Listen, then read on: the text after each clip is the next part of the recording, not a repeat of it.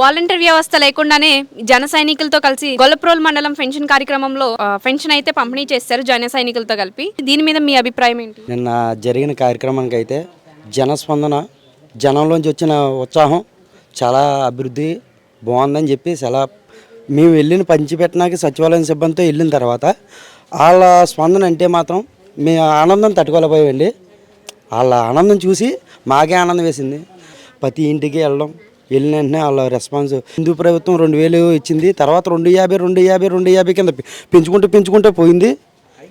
అది గత 5 సంవత్సరాల వరకు జరిగిన తర్వాతే 3000 రూపాయల పెన్షన్ వచ్చింది. ఈ ప్రభుత్వం వచ్చాక 4000 పెన్షన్ చేస్తున్నారు.